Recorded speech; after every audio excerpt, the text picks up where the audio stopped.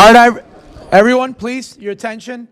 One of our consultants is getting ready to get everybody started. Can we please pay attention to her so we can get started? Go ahead. Thank you, Mayor.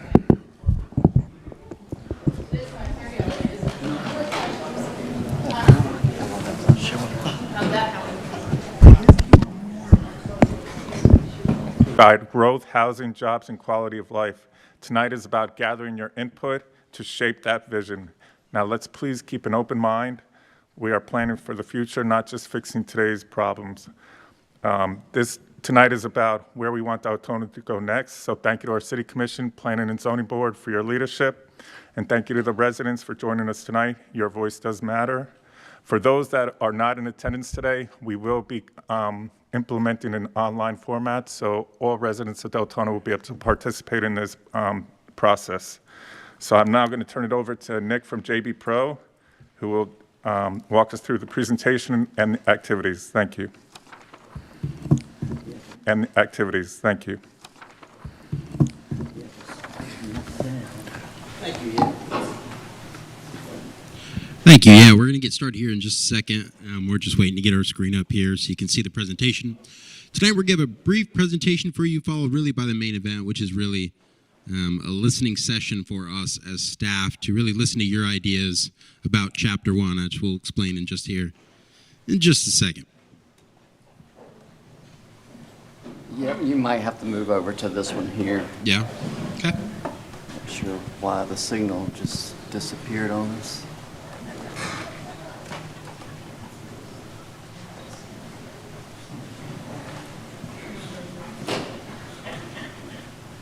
Yep, do you have it on a thumb drive?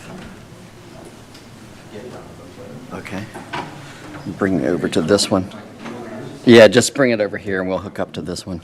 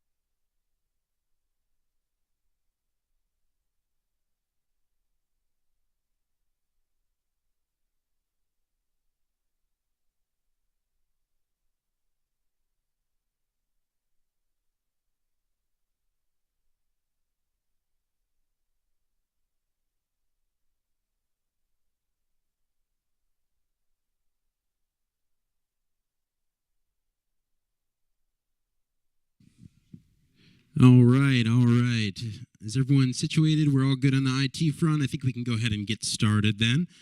Well, welcome everyone. My name is Nicholas Hill. I'm a senior planner with JB Pro, and I'm so excited to be here tonight talking to you about Chapter 1, which we'll talk about more in here in just a second.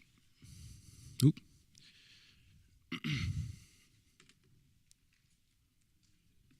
All right, so the first thing we're going to have you do is actually pull out your cell phone. If you've attended one of our workshops in the past, we like to do things a little bit differently. Go ahead and pull out your cell phone and point it directly at the screen up there. And when you do, it should say no polls are active at this time or something of the like, which is fine.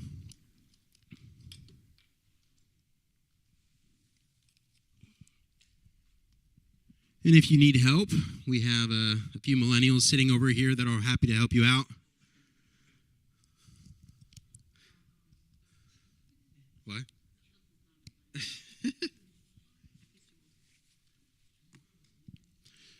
All right. So if you're not caught up yet, don't worry about it. Just raise your hand and we'll have someone come by to help you out here in just a second. All right.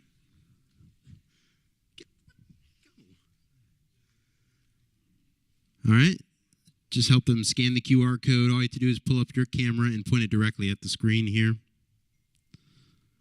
And it's going to be on every slide, so don't worry about it. So the first question that we're going to ask is, what is your zip code, preferably of your home address? We want to know, are we reaching the right folks? Are we reaching here locally?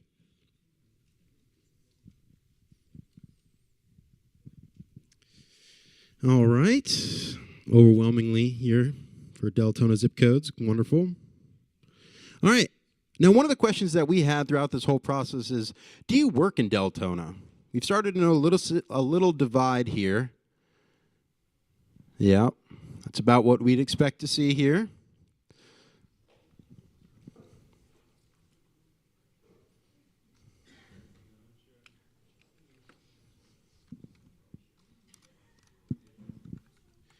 All right. Overwhelmingly yes, but still quite a few no's. Very interesting.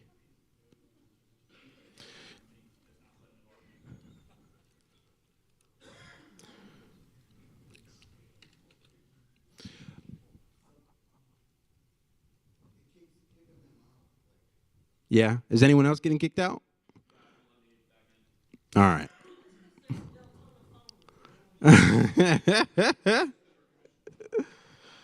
All right, that's all right. You're not getting quizzed on this. This is really just a... I know I've seen you at a public workshop before, so no problem about that. All right, so have you attended a public workshop before? For the 11% in the room, 10% in the room, that is your first time? Well, welcome. We have a lot of fun at these things. Thank you for coming. All right, so we have a few items on the agenda tonight. First thing we're going to do is give you a brief background on the project, then talk a little about the comprehensive plan itself, and more in detail in Chapter 1 of that comprehensive plan. And then we're going to spend the vast majority of our time tonight asking you to help shape the plan, particularly in Chapter 1 this evening. And then we'll talk about next steps. So let's talk a little bit about that project background. So this project is really a partnership between the city and its consultants. My name is Nicholas Hill. As I mentioned earlier, I'm a senior planner working with JB Pro.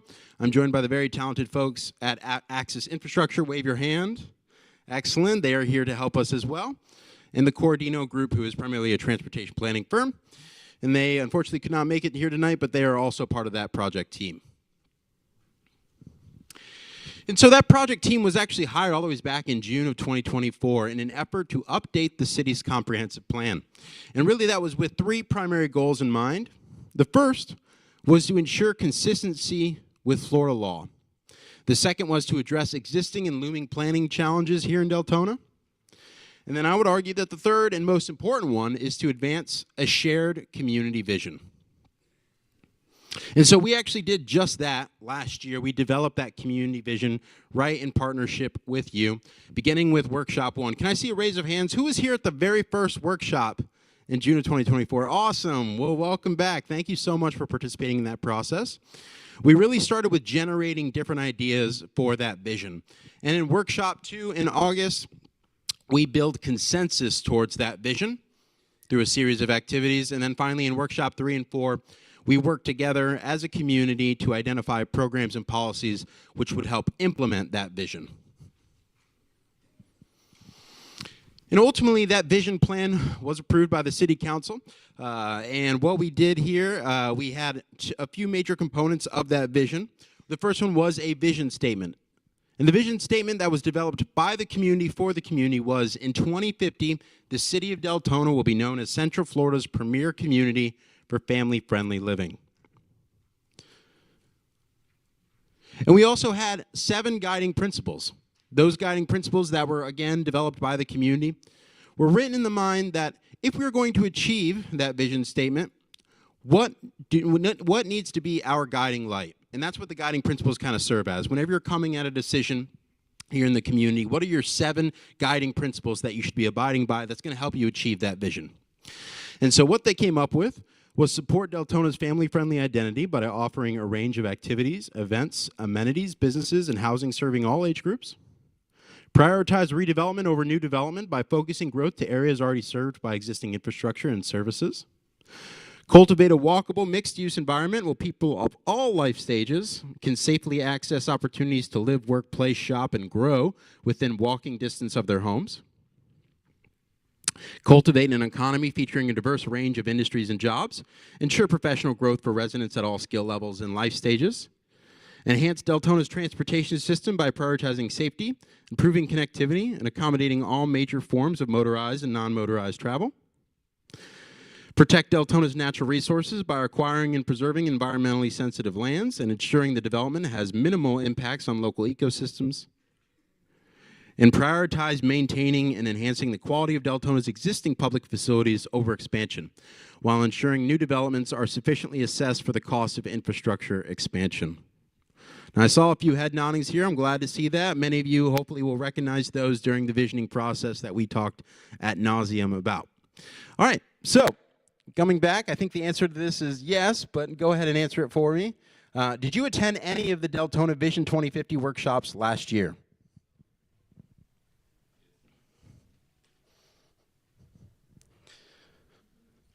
If you can't respond via the phone, don't worry. Just give me a nod. I'll take it.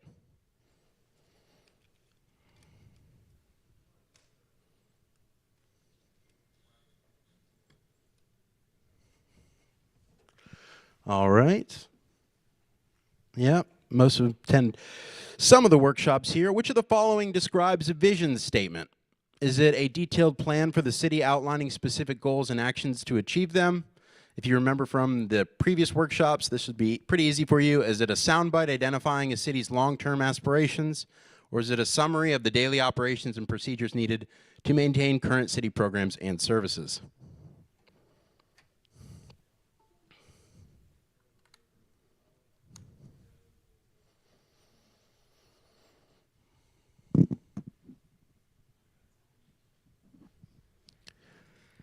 All right, I gave you a, oops, my bad. Tricked you a little bit with that last one. It is indeed a soundbite identifying the city's long-term aspirations. A detailed plan for the city outlining specific goals and actions to achieve them is the comp plan, which we'll talk about here in a second. In 2050, the city of Deltona will be known as Central Florida's premier community for what? What was that vision statement? Family-friendly living, investment in economic opportunity, suburban living, or urban life?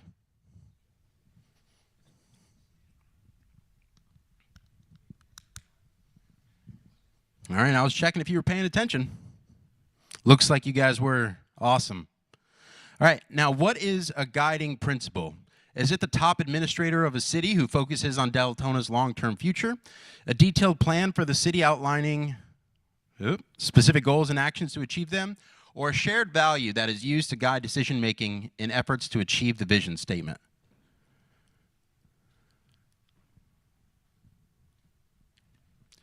I was really mean with that administrator one. It's principal spelled with an L-E instead of an A-L. So that was the key giveaway there.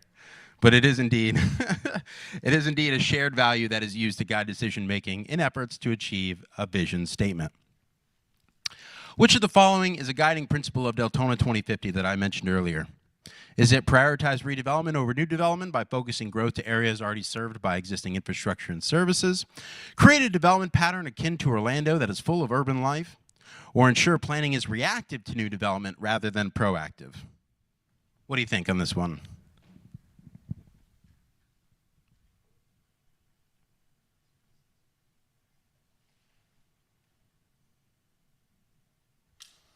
Yeah, you're spot on. It's prioritize redevelopment over new development by focusing growth to areas already served by existing infrastructure and services. All right, so we talked a little bit about that vision plan, what was included, the vision statement, those guiding principles, all of them are very important. And remember, that was ultimately done so we can use it as the primary framework for updating the comprehensive plan. But what is the comprehensive plan? The comprehensive plan is basically a state-mandated master plan for the future of your community. It's required by Florida statutes. And in that way, the comprehensive plan also serves to coordinate local decision-making, provide guidance to landowners with what they can and can't do with their properties, and then implement a shared community vision, once again. Now, there are multiple elements of the plan or sections of the plan.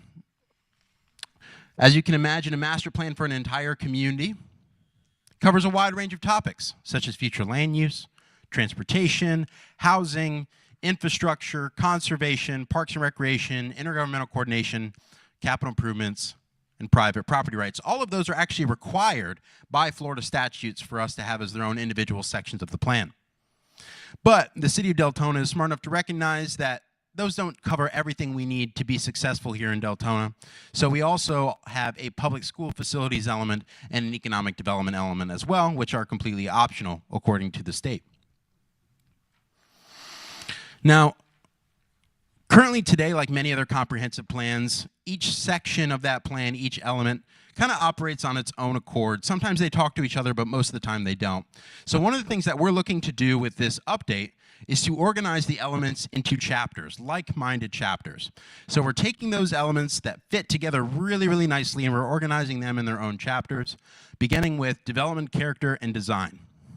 So that combines the future land use element, the housing element, economic development, and private property rights. The following chapter that we're going to be focusing on is community connections, which includes transportation and parks and recreation. Then community assets, which includes conservation, infrastructure, and public school facilities. And then finally, of course, on that plan implementation with Chapter 4, intergovernmental coordination and capital improvements. And tonight, we're really focused on Chapter 1. So let's talk a little bit more about each of these elements in Chapter 1. So, the future land use element, first part of Chapter 1, what is it? It's the city's long-range guide for where and how growth should occur within the community and at what scale that growth should take the form of. It can direct development patterns and intensity, coordinate land use with infrastructure and services, but what it can't do is tell a property or take a property outright and just take away all their entitlements to develop their land. It also can't force development to occur, so as much as you'd like to tell that corner lot that you'd like that to be a Chick-fil-A, unfortunately, that cannot happen according to the comprehensive plan, just outright. Okay? And then there's the housing element.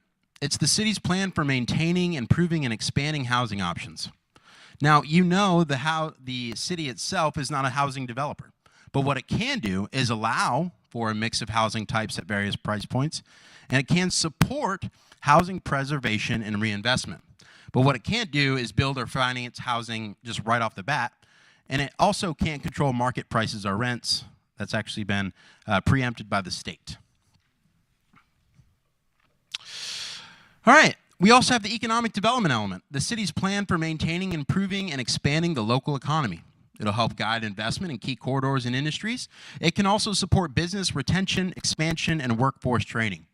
But what the comprehensive plan can't do is force a business to open in Deltona, go back to my Chick-fil-A example, and it also can't just outright make employers hire local workers. You know, that's something that can be worked out through in a development agreement, but that's not part of the comprehensive plan.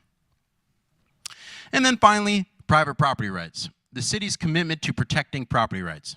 What it can do is ensure planning decisions are clear and consistent and clarify how the city will balance property rights with the needs of the city. But what it can't do is eliminate property rights, of course, but it'll give due consideration when needing to protect the public health, safety, and welfare of our community. All right, so going back to the quiz here, this is our last poll here. We'll see how much you've been paying attention this evening so far. Which of the following describes a comprehensive plan? Is it a soundbite identifying the city's aspirations, a master plan for the future of the community, or the very specific development regulations subjected to all new development? Oh, I like that. All right. Way to go, team.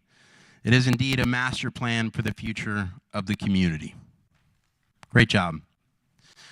All right, now I'm going to quiz you on individual elements to make sure that you got a good grasp on them. Which element directly guides the use, scale, and location of new growth? Future land use, housing, economic development, or private property rights?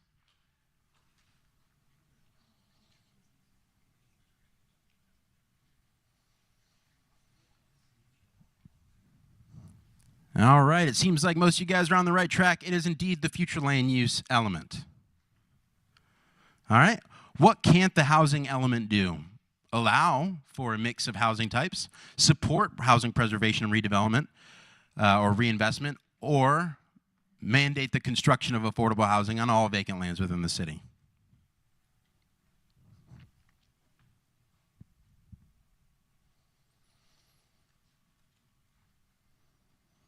All right, that's correct. Mandate the construction of affordable housing on all vacant lands. We can certainly encourage and incentivize, but the local government cannot mandate that all of your vacant lands suddenly are now required to start developing affordable housing today. So which of the following is an optional element of the comprehensive plan according to Florida law? Tricky question here. Let's see it. What do you think? Ooh. Future land use element, private property rights element, economic development element.